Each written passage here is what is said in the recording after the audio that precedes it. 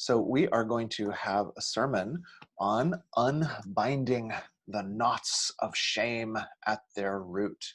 And I wanted to take a moment to talk about a particular principle of social action organizing, which is called understanding the cultural moment, understanding the cultural moment. And it really plays into our sermon topic for today, because every June at UUFLG, especially as a welcoming congregation, we celebrate Pride Month. And this month is, at the beginning of Pride Month, is a little bit different because well, one, there's no outside parades, and then number two, a lot of the leaders in the LGBTQ plus Pride movement have said, you know what, the movement for Black lives is so important to highlight right now that all of our Pride activities are going to be in solidarity with the movement for Black lives. And one of the things that's cool about that is, well, I mean, it's compassionate like that. That's pretty cool. It's, you know, to me, that shows this great empathy that we're not warring over who gets to have the spotlight, but we're actually holding up each other's needs and hearts. But in terms of activism and organizing, a principle is called understanding the cultural moment. And so one of the things that can happen is when there's a cultural awakening, such as right now, there seems to be a cultural awakening in terms of police brutality, in terms of systemic racial injustice. It can be very powerful to go with whatever the cultural momentum is doing to help that process of awakening happen, rather than try to move in too many directions at once. And so it's really kind of a cool thing. And so for ministers, and somebody called me a thought leader the other day. I wasn't sure if I liked it. I'm not sure how I liked that term. I have actually been thinking about this, and I think the title I wanted was heart facilitator, more than thought leader, but we'll see. But so we heart facilitators, who probably want to make sure that everybody's needs get spoken to, empathized with, held up, have a tricky job of how do you do that with limited time and limited means? So my attempt today is to honor the cultural moment of awakenings that are attempting to happen in the hearts, particularly of Americans right now.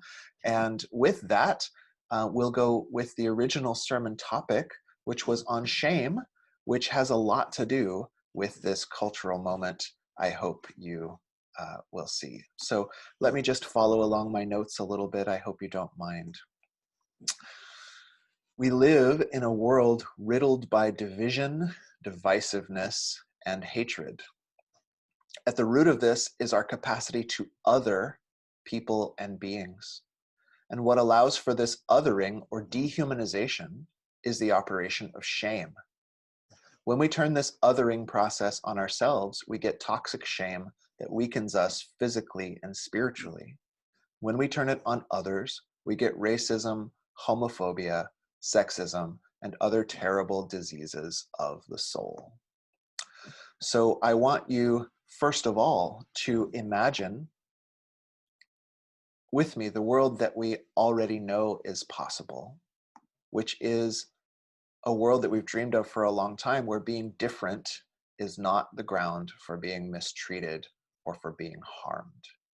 So this is where we're putting our minds together this morning, is the world that we want, where the human tendency to take that which is different and turn it into that which is wrong, and to make that the foundation stone of injustice. What would a more beautiful world of the heart look like? So shame has an evolutionary role in our beings, in our brains, somewhere in our brains. I'm not exactly sure where, but we have this technology that moves us toward approach or avoidance. We have this approach or avoidance circuitry in our brain. And what that means is if you see beautiful, luscious, ripe blackberries on the vine, little reward chemicals and stuff start priming your brain to approach them. Luscious, ripe blackberries. Ooh, delicious. And then if you've been to that blackberry bush for the last 4 seasons, and if you walk into the field and then today something feels different, I don't know quite what it is, but something feels different, you might trigger the avoidance circuitry in your human brain, which tells you be on your guard because something might be dangerous. So in our brains, because if something's different, like we don't know, were these bushes pressed down by a tiger, or by a member of a neighboring tribe, the different people that live next door? There's something that our conscious mind may not represent to us in that moment that says, oh, be on your guard, be wary, something is different. Sometimes something is outside of normal parameters. So we've got built into us a little trigger mechanism that goes beedoo, beedoo, outside normal parameters. And then, if we're watchful for a moment, we might go like, oh, look, there's some scat. I can see a bear has been through here hours ago, but is not here now. And then our avoidance chemistry will settle down and we might go back into approach chemistry, right? And these are hardwired in there because the human beings long, long ago that didn't have hair trigger alarms for difference didn't see the bear scat, and that can be quite dangerous for you on a Sunday of blackberry picking. So, or raspberries or strawberries, I don't know. Wild strawberries aren't, as cool as the hybridized ones we've got nowadays, but you choose your berry.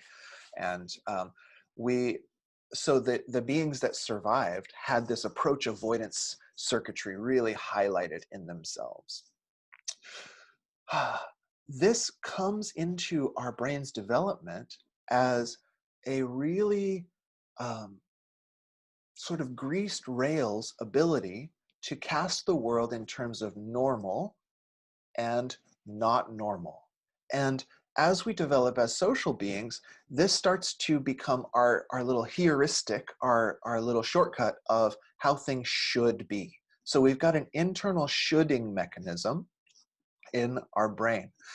And what that means is it's actually a basis for developing conventional morality that we start to internalize when we see that something causes our parents or guardians discomfort.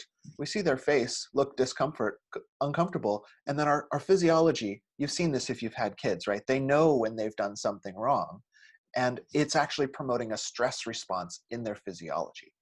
This isn't necessarily a bad thing because that stress response becomes an internalized version of conventional ethics. This becomes a part of the development of our conscience. So as we're walking around the world and we go, oh, wow, I could, I don't know what naughty things you guys think about, but when you think about them, the body will go like, oh, don't do that. That's not a good idea. And part of this is developed because this quick version of our social brain says, that's outside the norms, buddy. That's not acceptable behavior. And it shuts down, it actually weakens your system immediately, so you're less likely to engage in that behavior. Evolutionarily, in order to not miss out on seeing bear scat that would warn you of danger, and in order to build a conventional society, shame is actually almost a good thing. I didn't want to say it that way, but I read some research this week in prepping for this sermon that showed me that evolutionarily, if we didn't have this, we would be in a society filled entirely with sociopaths, which is not a society which exists. Those societies destroy themselves because that's a person who's incapable of feeling shame. So this is a way to develop conventional ethics, is it sort of breaks our heart for a moment, and then our conscience pulls ourselves back up and we go and we do the right thing. Unfortunately, this can go to a dark place pretty quickly. When we internalize shame, it can become toxic shame. And this goes from saying to ourselves, I did something wrong, to I am wrong, right? Does that distinction make sense to folks? Have you done this to yourself? Is this one of your favorites? Like, it's pretty popular these days, you know, the feeling tone arises, oh, I did something wrong. And then somehow it flops over into, I'm a bad person, or I'm a worthless person, or perhaps I've never done anything wrong in my entire life. This can be the snowball effect of shame. As if that wasn't bad enough, and don't shame yourself if you do that. That's not going to help. But this is what happens if we internalize this. The other thing that happens, though, is our hair trigger for different equals dangerous allows us to turn this inner technology on anyone who doesn't look like me, think like me, have a sexual orientation like me, pray like me, and say automatically within that those individuals are dangerous as well. And this is actually externalizing the same mechanisms that cause the experience of shame when they are internalized. According to Brené Brown, shame is defined as, this is from her research, an intensely painful feeling or experience of believing that we are flawed and therefore unworthy of love and belonging. Unworthy of love and belonging. And that one really sort of nails it for me. It's like, when you've experienced shame, isn't it so that it's this feeling of like, oh, wow, I'm about to be sort of cut off from being part of the group, being part of the underlying connection that links us heart to heart. I've been set aside into shame world. This is also what happens when you dehumanize, oppress, or marginalize an entire community of people. And that's why this is a sermon about Pride Month and about the movement for Black lives today. Okay, when we externalize toxic shame, we are able to dehumanize others, and this is at the root of how racism and homophobia remain part of our culture. So, in case you don't know, and we'll be doing some great education about this as a community at UUFLG, but slavery in the United States, as one of the founding principles of our nation, used this shame technology quite skillfully in order to be able to dehumanize people, to be able to enslave them. So first, this was used on the Native American people when the land stealing colonialists came over, in order to be able to get that free labor and make great use of their land stealing and killing ventures. They tried to enslave the native people here. And how we did that, my ancestors said that those people were dirty or savage or shameful. They were somehow less human. Their differences made them less human than we superior white people from Europe.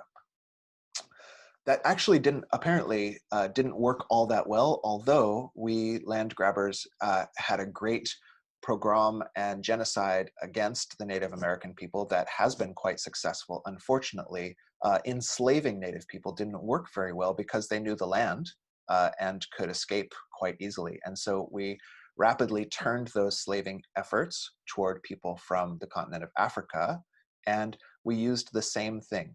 Because their religion differed, because they looked different, we were able to say that that different made them wrong, and those people are therefore not quite human. Eventually, we got them up to 3/5 human in recent times.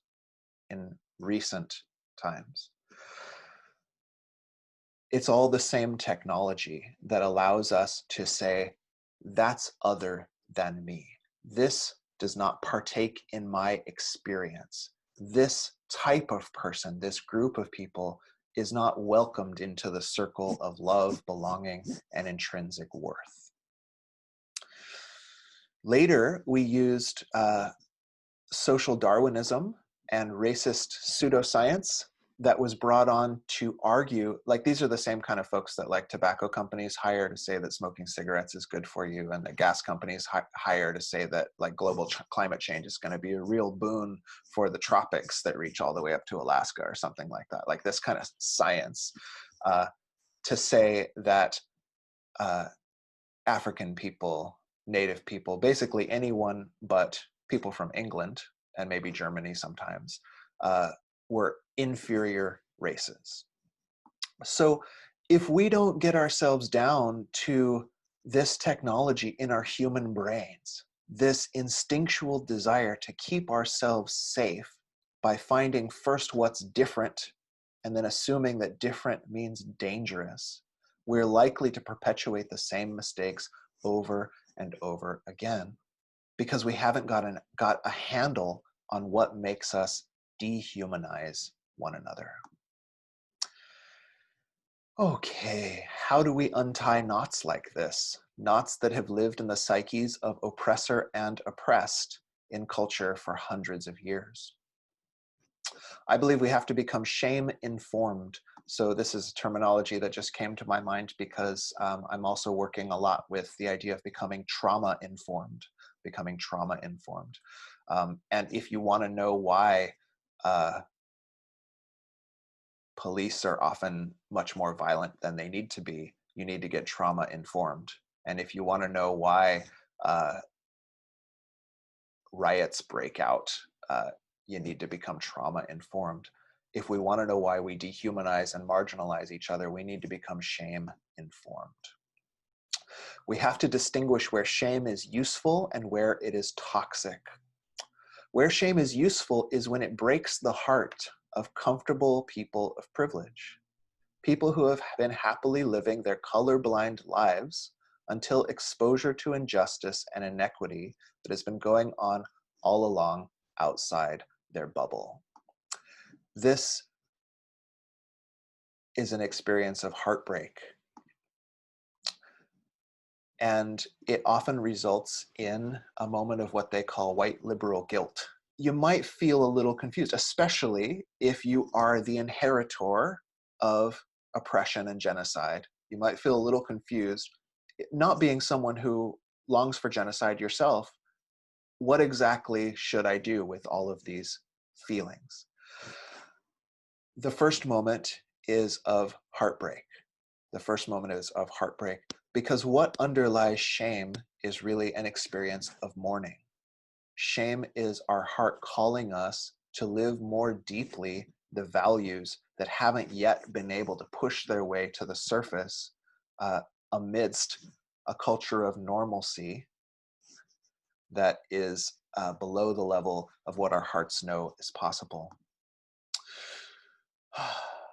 We must learn to distinguish between feeling bad because something bad has happened, feeling remorse over our actions or the actions of our ancestors, from internalizing the feeling that I am bad or that you are somehow unworthy or disgusting.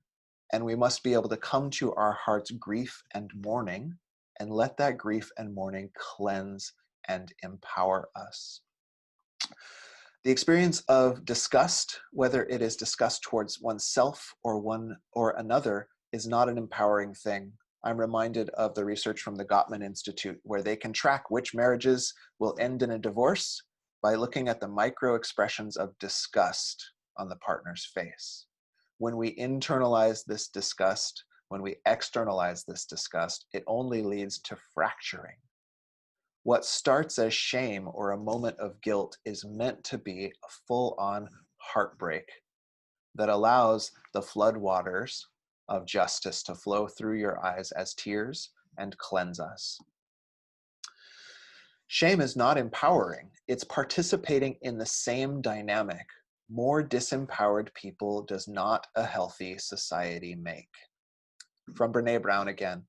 I don't see any persuasive data in my research saying that it's a helpful tool for micro, individual, or macro change now.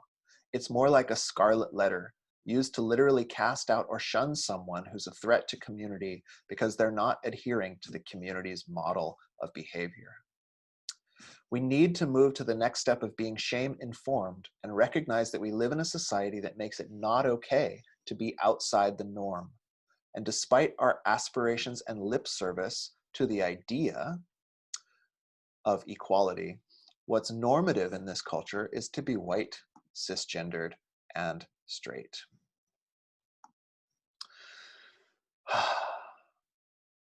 So in my self-regeneration time, I like to listen to an audiobook, and I was in the car, and the audiobook that happened to be on was one on the science of meditation. And it happened to be a chapter where the author was talking about early childhood development and how we can sort of reparent or reprogram our own brain through meditation, because when a child is developing, they need to be looked at with love. They need to know that they are included, and they need to know that they matter. A child needs to be seen and needs to know that they matter. And this was this week. So immediately my mind said, that's why being able to say loudly and proudly, Black Lives Matter, is so important right now. Because if you've lived in a society, what shame does, shaming someone for the color of their skin, shaming someone for their sexual orientation, what shame does is it says to a person, you don't matter. You don't have a place in this society. And although I did diversity training in college and learned to be colorblind in high school, and although we make good lip service to this, as long as we keep incarcerating Black men more for the same offenses as white men, we can't say that we have an equal society. Our actions show that we're an unequal society, even though we pay lip service to equality. We tell people through our actions, you don't matter. And what that resonates in the brain and the heart is that you are a shameful thing. You don't have intrinsic worth and dignity. We Unitarian Universalists pride ourselves on the very first of our principles being the inherent worth and dignity of every being. And I believe that if we truly want to carry our card, if we truly want to earn our stripes as UUs, we have to work our butts off to create a society where we are not shaming people for the color of their skin, for their choice in who they love.